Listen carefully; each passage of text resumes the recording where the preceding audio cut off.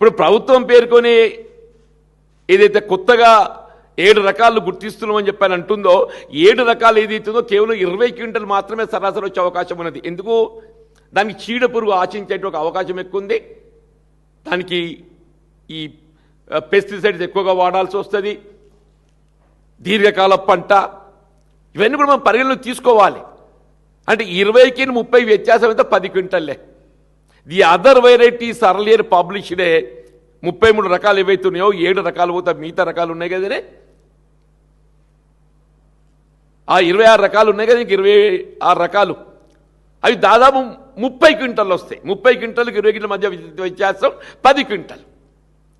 10 quintal అంటే ప్రభుత్వం మద్దతు ధర మనం లెక్కకు తీసుకుంటే 2470 రూపాయలు ఎంత ఉన్నది. ఇప్పుడు 2470 రూపాయలు అని చెప్పంటే ఇంటూ 10 24,700 రూపాయలు.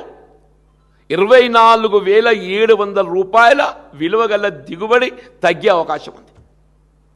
అంటే మీరు రైతుకు మేలు ఏది లాభసాటి చెప్తున్నారా, లేక మీ బాధ్యత తప్పించుకోవడానికి? ఇలా ప్రభుత్వం ప్రొక్యూర్మెంట్ బాధ్యత తప్పించుకోవడానికి కొరకు అంటున్నాను. ధాన్యం సేకరణ బాధ్యత తప్పించుకోవటానికి కొరకు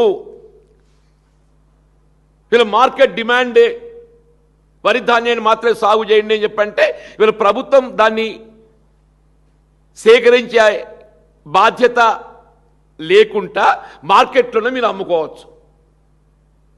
మీదే అది ఏదైతుందో మార్కెట్ డిమాండ్ ఎట్టుంటుందో మేము చెప్పలేం. మరి ప్రభుత్వం దాన్ని సేకరించాలని చెప్పంటే ప్రభుత్వం మీద బాధ్యత పడుతుంది.